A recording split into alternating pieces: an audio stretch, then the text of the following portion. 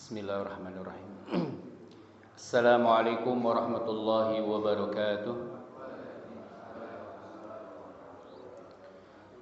Innal hamdalillah nahmaduhu wa nasta'inuhu wa nastaghfiruh wa na'udzu billahi min shururi anfusina wa sayyiati a'malina. May yahdihillahu fala mudilla lahu wa may yudlilhu fala hadiya lahu.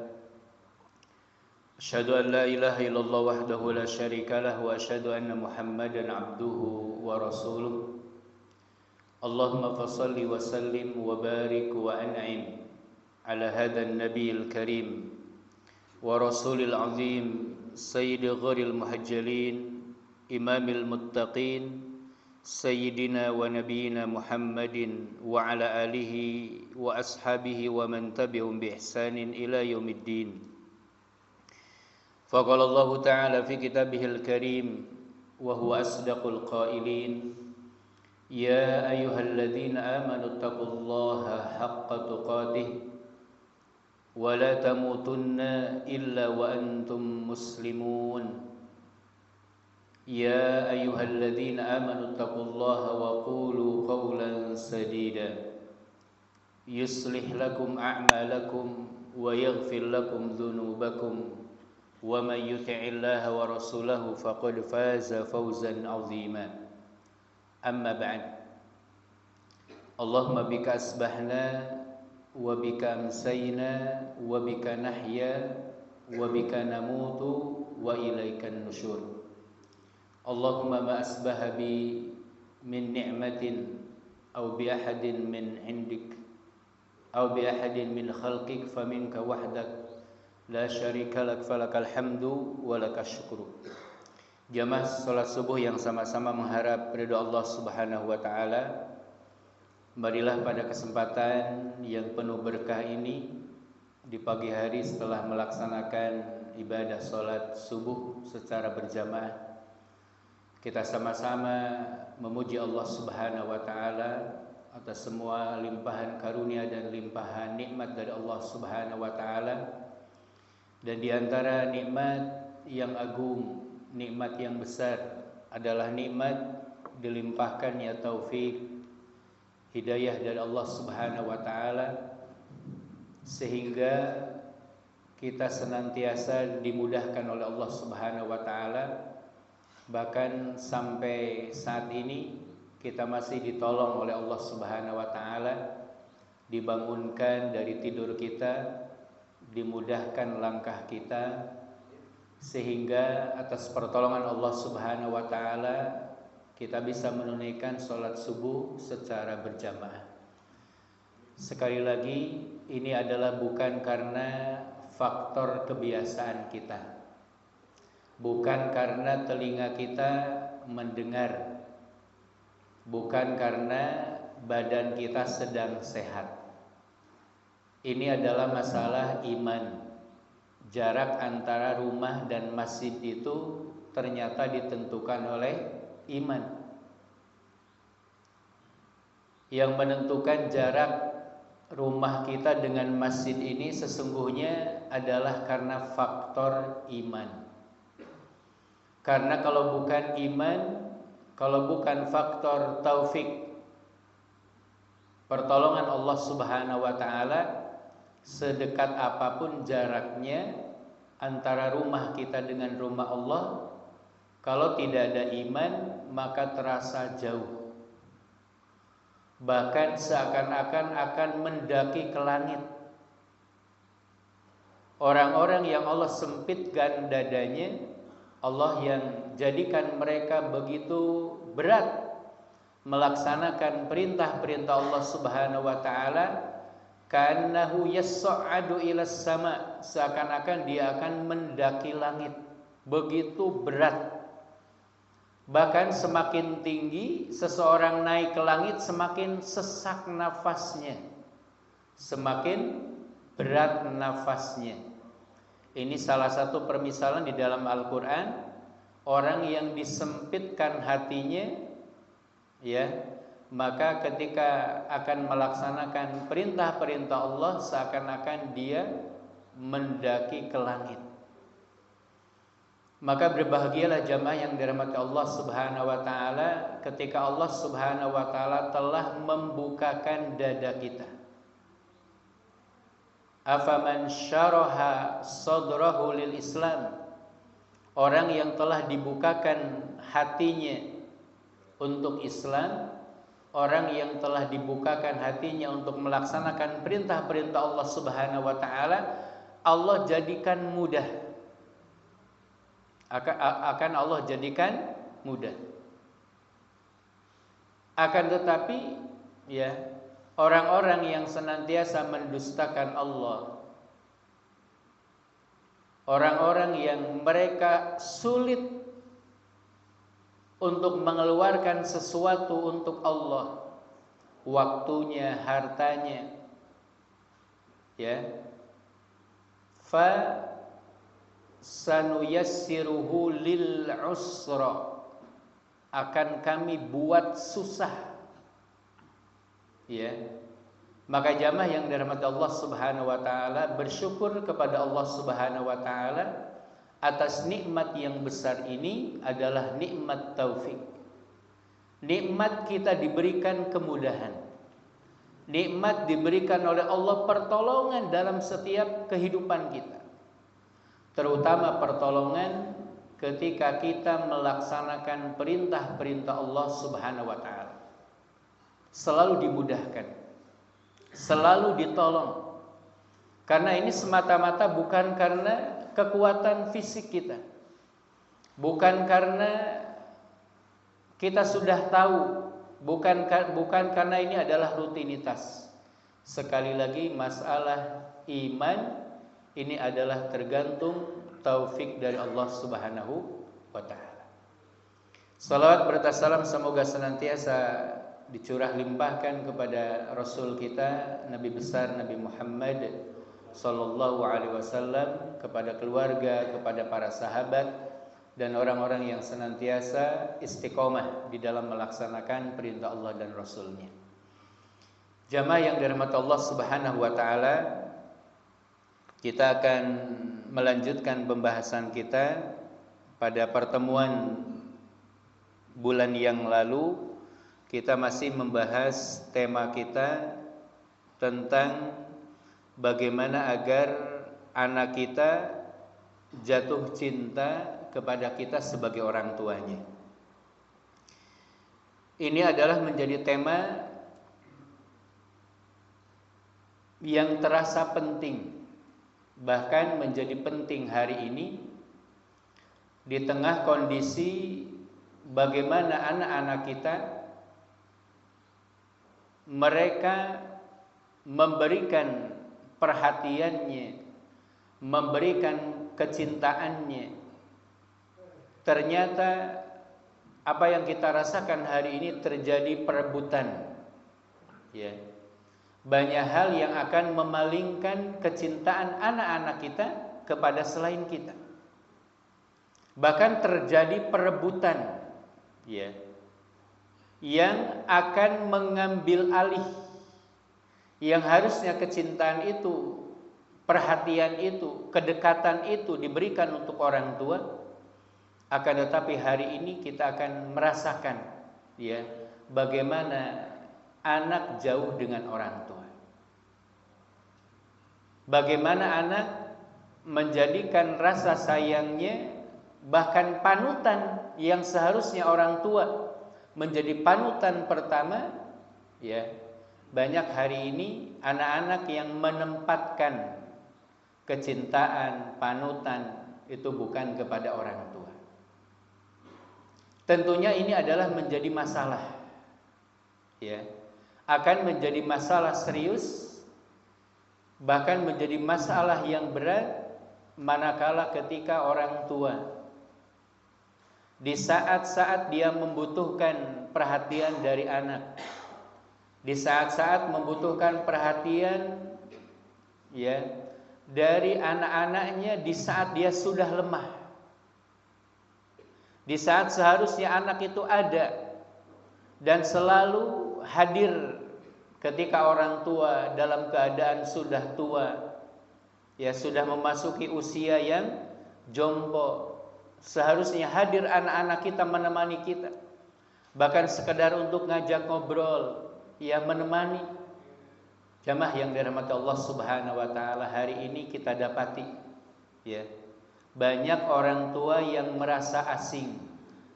Banyak orang tua yang merasa sendiri padahal anak-anaknya ada. Padahal anak-anaknya masih, bahkan ada yang bertempat tinggal bersama mereka. Tetapi Allah jadikan jarak di antara mereka, ya, walaupun ketemu setiap hari, tapi tidak ada komunikasi. Diminta pertolongan, tidak bisa hadir. Ya. Maka jamaah yang dirahmati Allah Subhanahu wa taala, kita berharap kepada Allah Subhanahu wa taala, Allah jadikan anak-anak kita betul-betul menjadi perhiasan kita di dunia dan akhirat. Menjadi anak-anak yang siap menemani kita di saat-saat usia kita sudah tidak muda lagi. Di saat kita butuh ya nanti bantuan mereka. Di saat kita butuh mungkin sekedar untuk mengantarkan dari tempat tidur ya ke tempat mandi. Ada seseorang yang ketika kita mungkin sudah tidak mampu berjalan, ada yang menggendong, ada yang mengarahkan. Maka jamaah yang dirahmati Allah Subhanahu wa taala, pembahasan kita kemarin tentang pentingnya bagaimana orang tua menumbuhkan rasa cinta kita dan tumbuh pada diri anak-anak kita cinta kepada kita. Pembahasan yang lalu, apakah sama ya cinta orang tua kepada anak dan cintanya anak kepada orang tua? Ya. Apakah sama antara cintanya kita kepada anak dan cintanya anak kepada kita? Apakah cinta anak kepada kita itu adalah fitrah? Apakah cinta mereka itu adalah naluri? Kemarin jawabannya, ternyata cinta anak kepada kita dan cinta kita kepada anak itu berbeda. Tidak sama. Bahkan kemarin, apakah cinta anak kepada orang tua itu mesti? Apakah itu fitrah? Maka jawabannya pun adalah tidak. Ya. Jamaah yang dirahmati Allah Subhanahu wa taala, Dr. Sa'ad kemarin dalam tulisannya Kaifa taj'alu abna'aka yuhibbunak, satu paper yang beliau tulis tentang parenting ya, ini doktor dosen di kuliah Universitas Madinah WIM. Salah satu papernya dia nulis Kaifa taj'alu abna'aka yuhibbunak, bagaimana menjadikan anak-anakmu ya mencintaimu. Salah satu tulisan yang beliau ya sebutkan bahwasanya cintanya anak kepada orang tua itu ya bukan bersifat bukan sesuatu yang pasti. Ya, bukan bersifat naluri atau fitrah. Beliau menuliskan cintanya anak kepada orang tua adalah tergantung bagaimana perlakuan orang tua terhadap anak. Jadi jawabannya, apakah pasti? Belum tentu. Apakah itu fitrah? Belum tentu. Ketika orang tua tidak mampu menumbuhkan fitrah kecintaan mereka kepada orang tua, maka jangan berharap anak itu pasti akan mencintai kita. Kalau orang tua di dalam mendidiknya tidak mampu menumbuhkan fitrah kecintaan kepada anak, kepada orang tua, maka sulit rasanya kita mengharapkan mereka untuk mencintai kita. Orang tua yang dari sejak anak di dalam kandungan, bahkan anak itu belum disebut sesuatu, ya, belum ada tanda-tanda, tapi seorang mukmin dia berdoa kepada Allah Subhanahu wa taala, Rabbi habli minas solihin, Rabbi habli minas solihin, ya Allah karuniakan kepadaku anak saleh. Walaupun dia belum punya pasangan, ya, maka doa itu Allah akan ijabah. Allah kabulkan. Dari pertama mungkin Allah hadirkan pasangan, Allah hadirkan istri yang salehah. Dari istri yang salehah Allah Subhanahu wa taala kabulkan, ya, berupa anak. Maka dari doa itu Allah Subhanahu wa taala kabulkan menjadi anak yang saleh. Maka jamaah yang dirahmati Allah Subhanahu wa taala, ini menjadi sangat penting untuk kita bisa memahami, ya, agar anak itu bisa mencintai kita.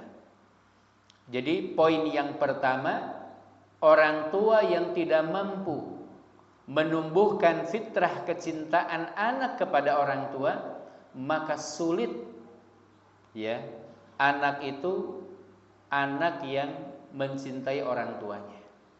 Jadi anak itu adalah bagaimana perlakuan orang tua. Maka untuk itu jamaah yang dirahmati Allah Subhanahu wa taala, kemarin kita sudah membahas beberapa poin penting, kurang lebih ada 10, ya, di antara sebab lahirnya kecintaan anak kepada orang tua. Jamaah yang dirahmati Allah Subhanahu wa taala, poin yang pertama, ya, yang harus kita sadari dan harus kita yakini sebagai orang tua, sebagai pendidik, ya, poin penting yang kedua, al-hadi huwallah wal muhtadi man hadahullah. Bahwasannya yang memberikan hidayah, yang memberikan petunjuk itu adalah semata-mata Allah. Ya. Wal muhtadi, dan orang yang mendapatkan petunjuk itu adalah setiap orang yang diberi petunjuk oleh Allah. Ya. Poin yang kedua ini yang harus kita sadar, sang pemberi petunjuk, sang pemberi hidayah itu adalah semata-mata Allah Subhanahu wa taala.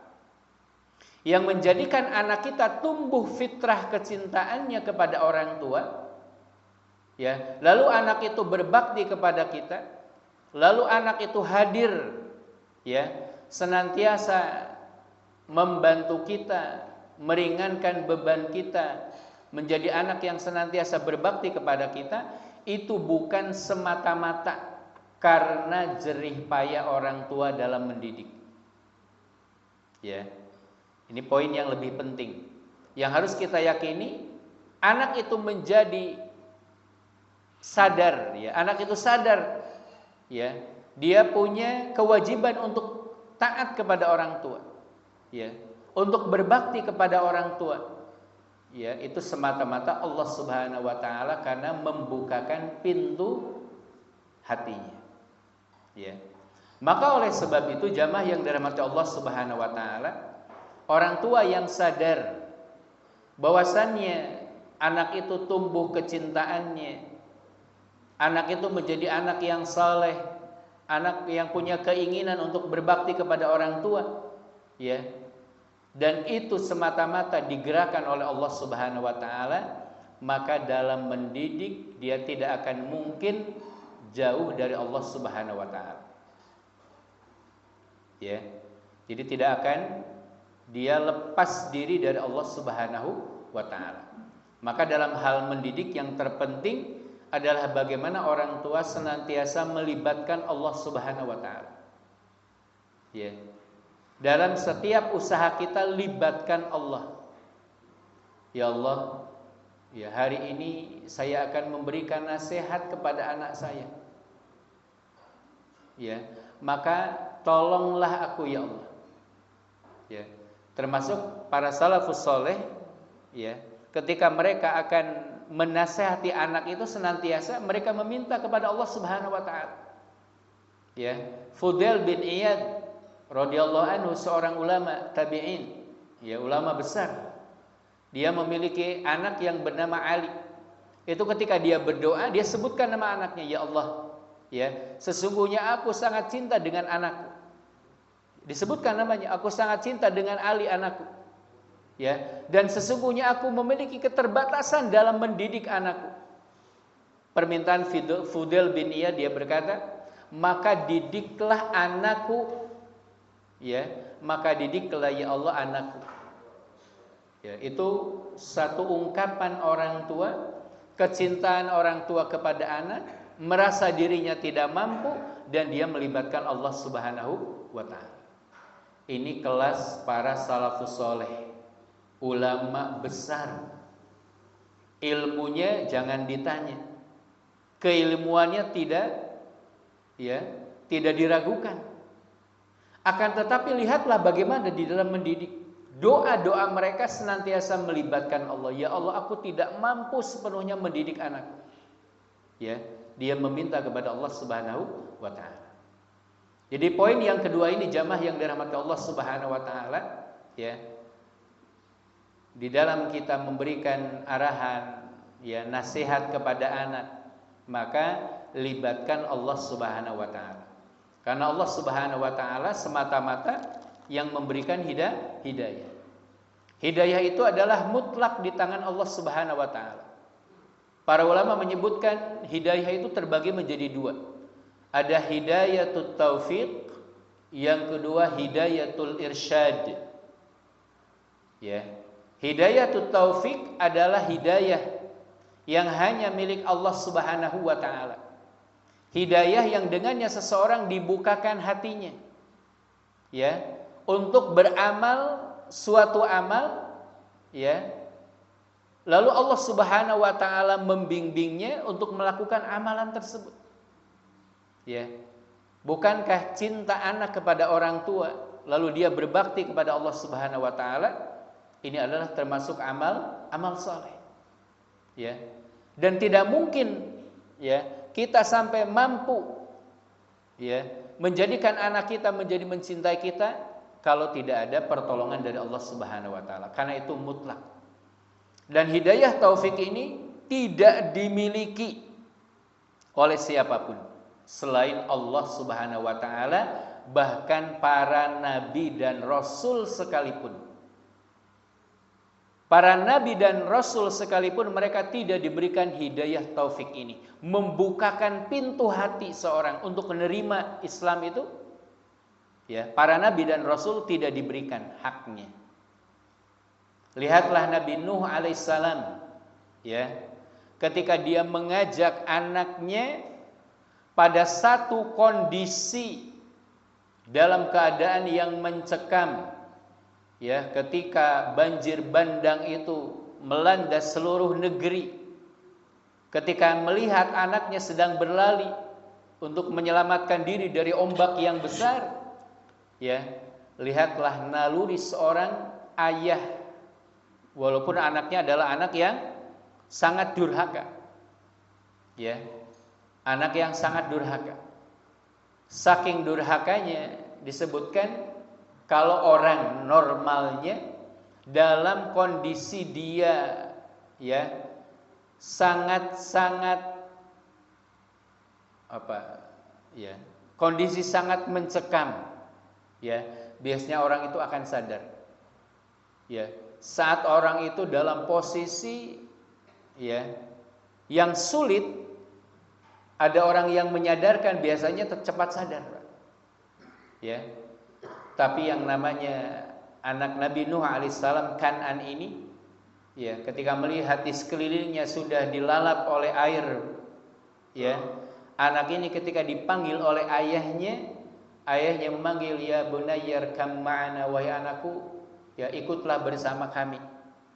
Ya, pada posisi yang sangat-sangat ekstrim, ya, anak itu tetap menolak. Sa'awi ila jabalin ya'simuni, aku tetap akan naik, ya, mendaki gunung, ya, agar aku bisa selamat. Jamaah yang dirahmati Allah Subhanahu wa taala, anak biasanya sebengal-bengalnya, ya, pada posisi tertentu itu biasanya sadar. Tapi Nabi Nuh alaihissalam tidak bisa mengajak anaknya. Ini menunjukkan, ya, sehebat apapun orang tua, ya, maka tidak bisa kalau belum dibukakan hatinya oleh siapa? Oleh Allah Subhanahu wa taala. Maka jamaah yang dirahmati Allah Subhanahu wa taala, poin penting ini patut ya kita jadikan di dalam mendidik ya.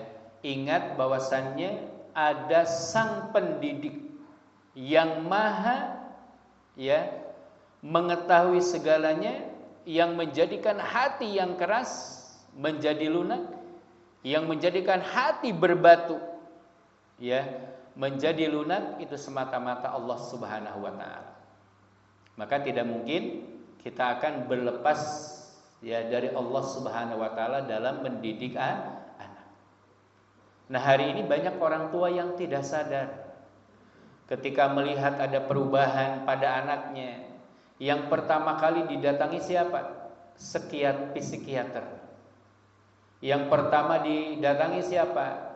Guru BK-nya. Ya, yang pertama didatangi siapa? Adalah orang-orang yang menurutnya bisa memecahkan masalahnya. Lupa ada sang pemilik hati anak. Ya. Maka yang pertama kali jamaah yang dirahmati Allah Subhanahu wa taala, ketika ada melihat perubahan perilaku di dalam diri anak, ada sesuatu yang menurut kita ini kok tidak tepat. Ada sesuatu yang menjadikan hati kita kadang-kadang berat melihat anak kita, ya Allah. Ya. Maka yang pertama kali kita minta, yang kita datangi adalah sang pemilik hati. Ya, yang membolak-balikan hati itu adalah Allah Subhanahu wa taala. Jamaah yang dirahmati Allah Subhanahu wa taala, poin yang kedua ini, di dalam mendidik kita harus meyakini bahwasanya Allah Subhanahu wa taala adalah yang memberikan hidayah. Di dalam Al-Qur'an Allah Subhanahu wa taala memberikan gambaran contoh dua kondisi anak terhadap orang tuanya. Yang pertama di dalam surat Al-Ahqaf ayat 17. Ya. Allah Subhanahu wa taala memberikan perumpamaan tentang anak yang begitu jahat dan durhaka kepada orang tuanya. Anak yang tidak mendengar perkataan orang tuanya. Allah gambarkan di dalam surat Al-Ahqaf. Walladzi qala liwalidayhi uffil lakuma ata'idanini an ukhraja wa qad khalatil qurunu min qabli wa huma yastaghitsanillah wailaka amin inna wa'dallahi haqq fayaqulu ma hadza illa asatirul awwalin. Ini dalam surat Al-Ahqaf. Dan orang-orang yang berkata kepada kedua orang tuanya berkata ini adalah perkataan yang menunjukkan kata-kata yang menunjukkan penolakan, kata-kata yang menunjukkan merendahkan. Ini di dalam Al-Quran Allah gambarkan. Dan ada orang-orang yang berkata kepada orang tuanya berkata apakah kamu berdua memperingatkan kepadaku bahwa aku akan dibangkitkan dari kubur, padahal beberapa umat sebelumku telah berlalu. Allah gambarkan ada orang tua yang mengingatkan anaknya, mengingatkan tentang sesuatu yang penting, Orang tua sampai mengingatkan kepada anaknya bahwasanya engkau nanti akan dibangkitkan dari kubur. Lalu nanti ada hisab, akan dipertanggungjawabkan tentang perbuatanmu.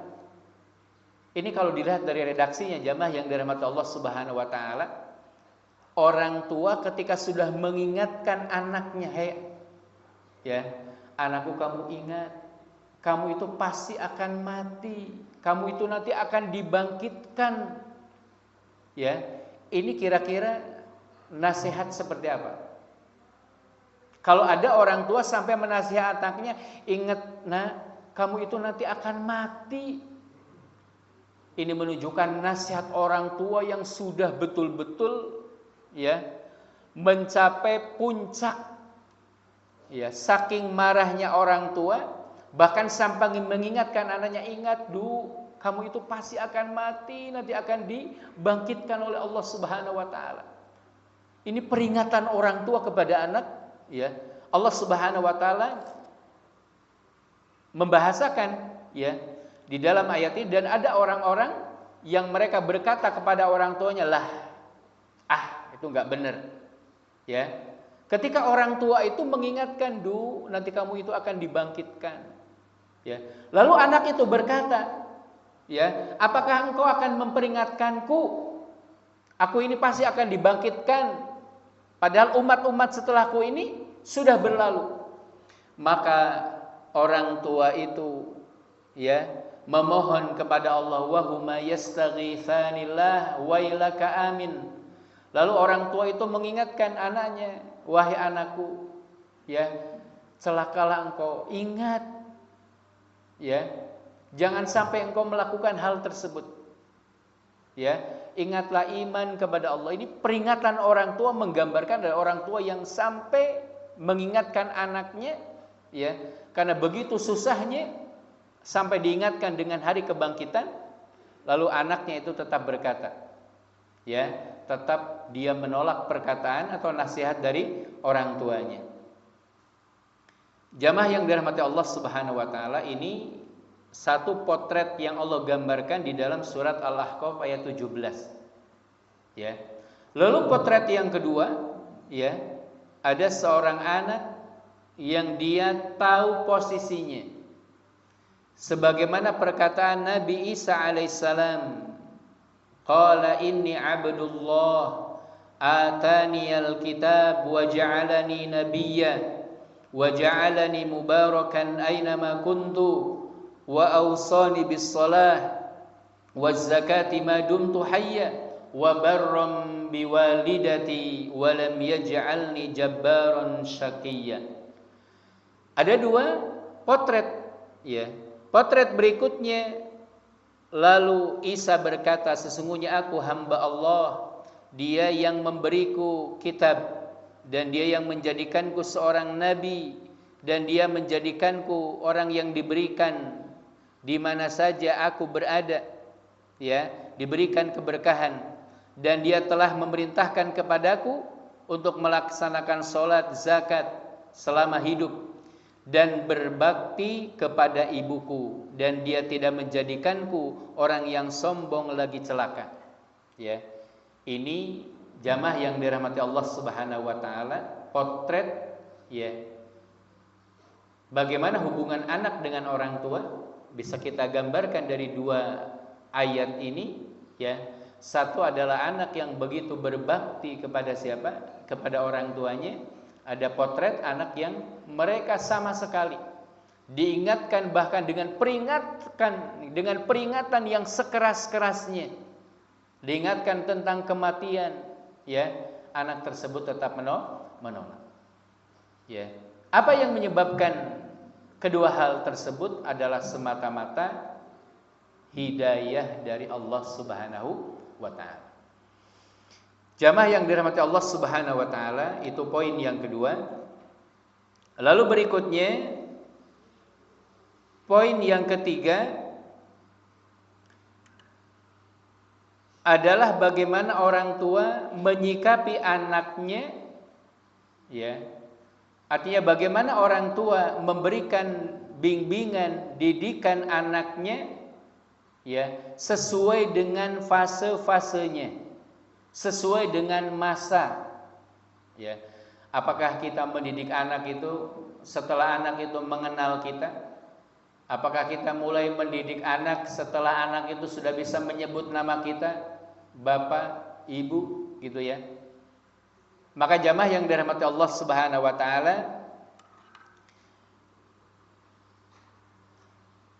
yang pertama, jamaah yang dirahmati Allah Subhanahu wa taala, orang tua hendaklah, ya, memberikan pendidikan kepada anaknya, perhatian kepada anaknya, menumbuhkan rasa cinta kepada anaknya bahkan sebelum anak itu dilahirkan. Ya, sebelum anak dilahirkan, maka orang tua sudah menjadikan doa-doa itu ada pada setiap waktu, ya, menjadikan seluruh doanya untuk meminta anak saleh, ya, itu dimulai sejak orang tua memilih pasangan di dalam hidupnya.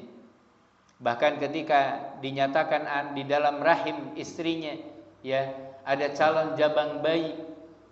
Ini digambarkan di dalam beberapa riwayat, ya, meminta perlindungan kepada Allah Subhanahu wa taala sebelum kelahiran anak. Ya. Jadi begitu kita tahu di dalam rahim, ya, istri kita, pasangan kita, ya, positif, ya, ada calon jabang bayi, maka jamaah yang dirahmati Allah Subhanahu wa taala, di sanalah mulai pendidikan, ya. Jadi menjaga anak kita itu sejak kita tahu di dalam, ya, kandungan pasangan kita, istri kita itu ada calon bayi. Maka pendidikan itu dimulai dari sana, ya. Jamaah yang dirahmati Allah Subhanahu wa taala, disebutkan di dalam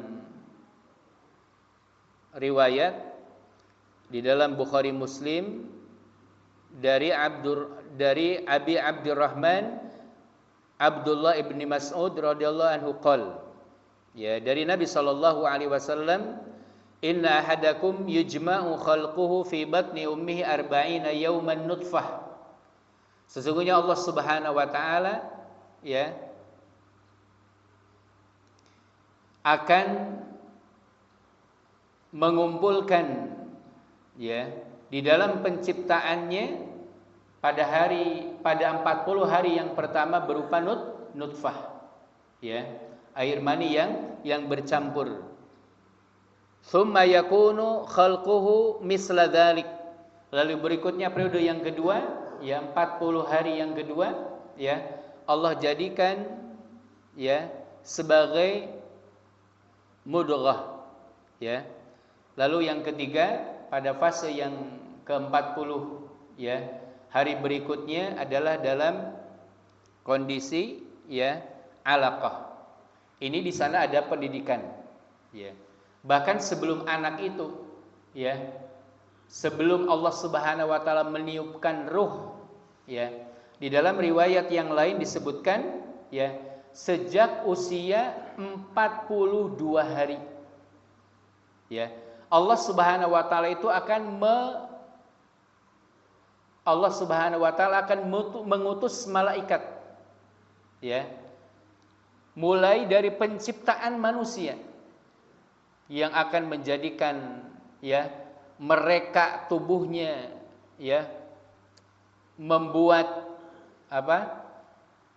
struktur tubuhnya itu di dalam hadis yang berikutnya digambarkan sejak 40 hari yang kedua Allah Subhanahu wa taala akan mengutus siapa? Malaikatnya. Mengumpulkan, ya, mereka tubuhnya, ya, bahkan penciptaan di dalam bayi tersebut, ya, membentuk tulang, ya, daging, itu adalah Allah Subhanahu wa taala mengutus malaikat pada 40 hari yang kedua, pada 40 hari, pada 42 hari. Sehingga para ulama di sana ada dua pendapat, ya. Apakah malaikat itu diutus, ya, pada 120 hari 4 bulan, ya, atau malaikat itu diutus sejak 42 hari. Karena ada dua hadis yang kelihatannya berlawanan, ya. Jadi ada dua hadis. Yang pertama adalah hadis tentang diutusnya malaikat itu, ya, untuk meniup, Allah Subhanahu wa taala meniupkan ruh itu pada 120 hari atau pada 4 bulan atau sejak 42 hari. Ya. Lalu para ulama berpendapat kedua-duanya tidak saling berlawanan. Ya. Pendapat dari jumhur ulama bahwasanya malaikat itu diutus ketika penciptaan manusia itu diutus 2 kali.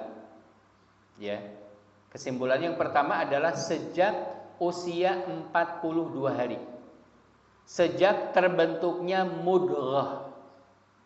Mudghah itu sudah berupa sekerat daging, ya, yang malaikat itu akan mereka, ya, yang akan mengkonstruksi jasad bayi itu, ya, akan membuat tulang-tulangnya, jasadnya, walaupun secara ilmiah, ya, itulah yang terjadi. Tapi di sisi lain adalah Allah Subhanahu wa taala mengutus malaikat, ya, menciptakan manusia.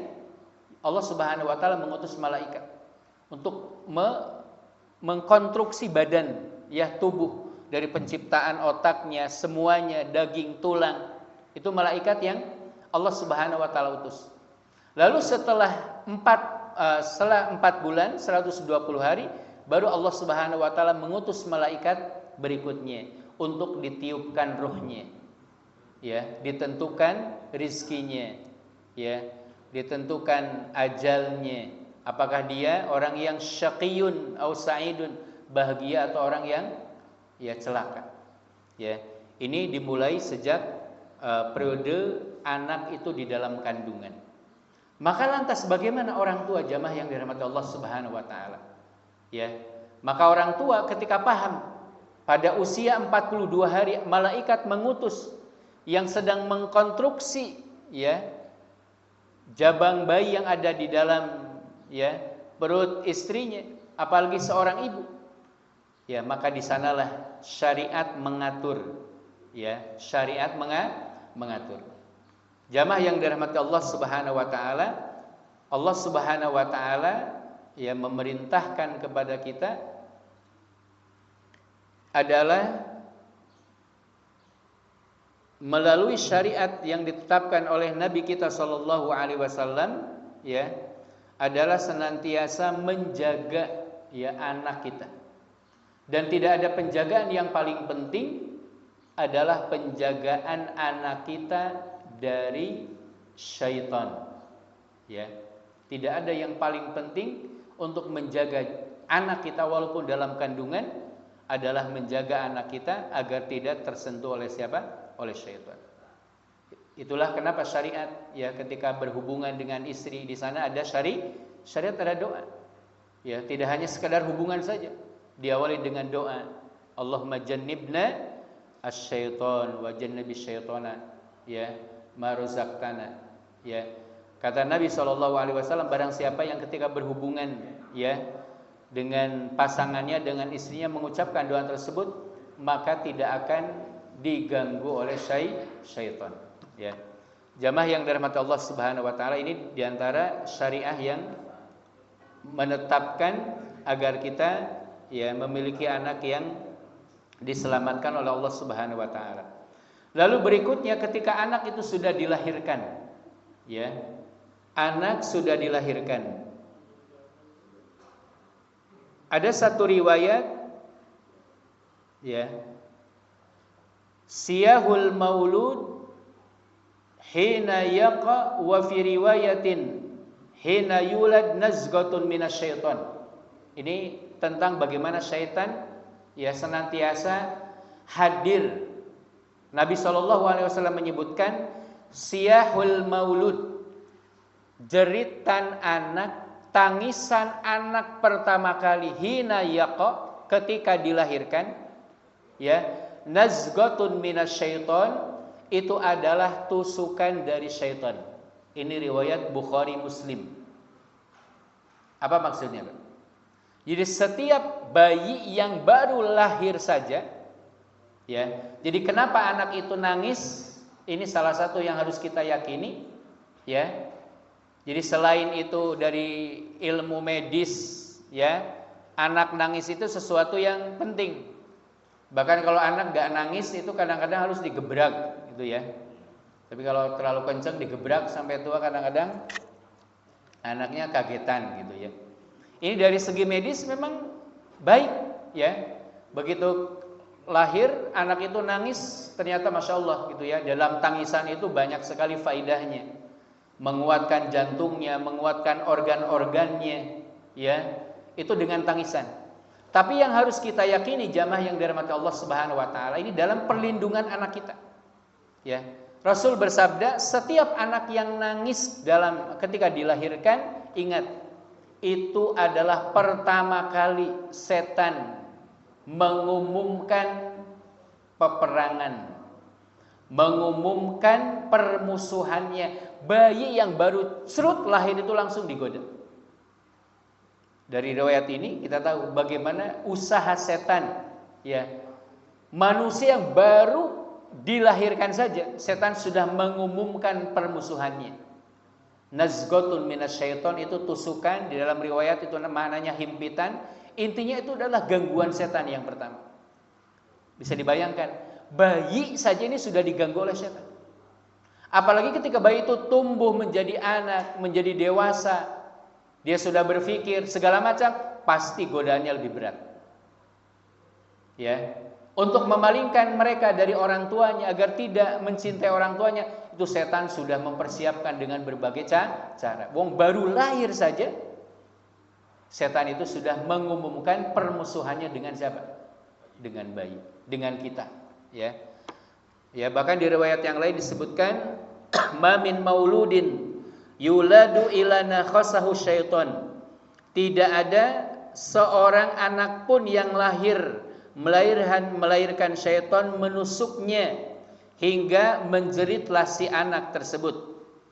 Illa ibna Maryam wa ummahu, kecuali ada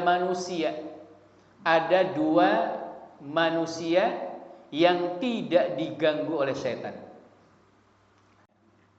Itu yang tidak digoda oleh syaitan. Kenapa? Karena ibunya siapa? Hannah, istrinya Imran, ya, sejak dia di dalam kandungannya mengandung siapa? Maryam, ibunya Nabi Isa. Bahkan ketika Maryam itu keluar, ya, dia yang meminta perlindungan kepada Allah Subhanahu wa taala, inni u'idzuka wa dzurriyyataha minasyaitonir rajim. Itu karena sang ibu senantiasa meminta kepada Allah perlindungan agar anaknya tidak dijamah oleh siapa? Syaitan. Ya, sehingga doa, ya, ketika kita tilik bayi, apalagi kita sebagai bapaknya, mungkin kita sebagai mbahnya, doa yang pertama itu minta agar dilindungi dari siapa? Syaitan. Ya. Sehingga di dalam riwayat disebutkan, kalau engkau mau maka ucapkanlah doa Maryam. Ya, doa siapa? Hannah kepada Maryam. Ya, jadi doakan u'idzuha, ya. Kita meminta perlindungan kepada Allah. U'idzubika, ya. Kita meminta perlindungan kepada Allah minasyaitonir rajim, dari syaitan yang terkutuk. Jadi pertama kali doain bayi itu Pak. Meminta perlindungan agar dijauhkan dari syaitan. Ya. Jamaah yang dirahmati Allah Subhanahu wa taala, jadi menumbuhkan kecintaan anak, ya, kepada kita itu sejak bayi di dalam kandungan, bahkan sebelum dalam kandungan itu ada, di dalam kandungan, bahkan sejak dilahirkan. Ya, kita meminta perlindungan dari Allah Subhanahu wa taala dari gangguan syaitan. Ya, karena setan itu baru lahir saja sudah diganggu. Apalagi, ya, anak itu tumbuh dewasa, ya, maka setan terus akan memalingkan mereka, ya, dari mencintai orang tuanya. Jamaah yang dirahmati Allah Subhanahu wa taala, ini tentunya ada syari beberapa tuntunan. Yang pertama, bayi ketika dilahirkan, tuntunan yang ya, dan salah satu bentuk kesyukurannya, ya, adalah kita bersyukur kepada Allah Subhanahu wa taala dengan kelahiran bayi tanpa membedakan apakah laki-laki atau perempuan. Ya. Dan yang bertanya itu kalau di kita kan lumrah, ya, lanang apa? Wadon. Itu sebenarnya tidak perlu ditanyakan. Kadang orang tua, bisa jadi ada orang tua yang menginginkan mungkin ini lanang-lanang pengen sing wadon gitu ya. Pas ditanya lanang apa wadon, ternyata yang kelimanya laki-laki gitu ya. Atau kebalikannya, ada yang mungkin perempuan, dia sangat mengidam-idamkan apa? Laki-laki. Maka tidak perlu. Ya, ini termasuk tuntunan syariah. Karena dulu orang-orang jahiliyah, ya, orang-orang kafir jahiliyah ini Allah menggambarkan ketika mereka diberikan anak perempuan, ya, wajah mereka menghitam saking marahnya terhadap apa yang Allah karuniakan kepada mereka. Itu Allah gambarkan. Bahkan mereka itu mengucilkan diri ketika memiliki anak perempuan, karena itu aib bagi mereka. Ya, kalau mereka masih mempertahankan, ya, tetap tidak dibunuh anak tersebut, mereka hidup dalam, ya, kehinaan. Itu saking jeleknya mereka memandang anak perempuan. Ya, maka jangan sekali-kali kita juga, ya, membeda-bedakan atas karunia Allah. Anak perempuan, laki-laki perempuan, semuanya karunia Allah. Itu pertama, berbahagia dengan kelahiran anak kita laki-laki atau perempuan. Yang kedua, diantara syariatnya adalah mengadzankan. Ini ada 3 pendapat, Pak. Apakah adzan dan iqamah, adzan di tangan di telinga kanan dan iqamah di telinga kiri, atau cukup adzan saja atau enggak perlu? Ini ada selisih pendapat para ulama. Pertama, yang sebagian berpendapat tidak perlu. Apa dalilnya? Mereka menyebut dalil tentang adzan dan iqamah itu lemah. Ya, ada yang mengatakan tidak perlu. Yang kedua, ini yang pertengahan. Yang saya ambil adalah cukup diazankan di telinga kanan. Ya.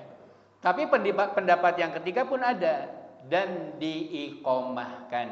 Dalam masalah ini silahkan, ya, sesuai dengan apa yang kita pilih. Karena ini sejak dulu perbedaan ini sudah ada, ikhtilaf mu'tabar namanya, sudah diketahui. Sebagian para ulama, ya Ibnul Qayyim termasuk di dalam bukunya Tuhfatul Maudud, dia memilih mengadzankan, cukup mengadzankan di telinga kanan. Ya. Lalu kemudian di hari yang pertama itu juga anak boleh diberikan nama. Jadi nama itu boleh di hari pertama, hari ke-7 saat akikah. Ya, itu diantara tuntunannya. Ya, jadi yang terpenting di hari pertama itu adalah tuntunan bagaimana, ya, anak kita. Di hari pertama disunahkan adalah mentahnik. Ya, mentahnik itu adalah melumatkan, yang terbaik adalah kurma. Dilumatkan lalu digosokkan di langit-langit mulut anak tersebut. Ya. Siapa sebaiknya yang memberikan yang mentahnik itu adalah pertama orang tuanya atau orang-orang soleh.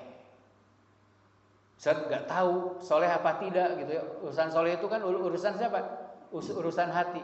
Ya, setidaknya orang yang dikenal, kita tahu mungkin imam masjid, mungkin ada kiai atau mungkin ustadz. Ya silakan kita. Karena Nabi di masa para sahabat hanya Nabi, ya, yang mentahnik. Ya, ini tentunya syariat yang begitu besar, ya. Dan mentahnik ini silahkan dari sejak hari pertama, ya.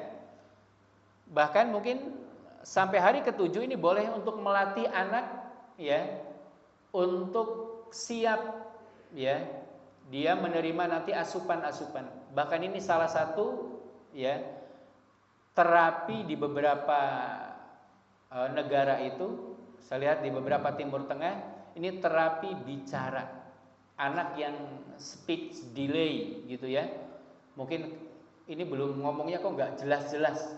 Itu salah satunya silahkan ditahnik, Pak. Di langit-langitnya banyak ditahnik. Ya, sebaiknya dengan kurma. Ya. Nah, barulah nanti di hari ke-7, ya, itu ada syariat akikah, ya, dicukur rambutnya, gundul gitu ya, lalu nanti ditimbang, ya, dan rambutnya itu disedekahkan dengan seukuran perak gitu ya, diberi nama, dan kalau siap sebaiknya langsung dikhitan. Jadi syariat itu masya Allah, 7 hari ini anak sudah betul-betul, ya, dalam kondisi yang sudah siap dan tumbuh dengan baik. Jadi dicukur rambutnya juga ada syariah, ada hikmahnya, ya. diberikan nama, ya, terus dihitan. Ini diantara syariat menyiapkan anak-anak yang soleh dan soleh. Jamaah yang dirahmati Allah Subhanahu Wa Taala, karena waktu, insyaallah kita akan lanjutkan di pertemuan yang akan datang tentang bagaimana syariat mengajarkan kepada kita mendidik anak dengan tuntunan syariat dari Allah Subhanahu Wa Taala dan Rasulnya. Tentunya akan menjadi jalan kemudahan bagi orang tua di dalam mendidik anaknya. Mudah-mudahan ada manfaatnya. Aqulu qouli hadza wa astaghfirullah li wa lakum wa akhiru da'wana alhamdulillahirabbil alamin. Subhanakallahumma rabbana wa bihamdik asyhadu an la ilaha illa anta astaghfiruka wa atubu ilaik. Wa lakum minkum. Assalamualaikum warahmatullahi wabarakatuh.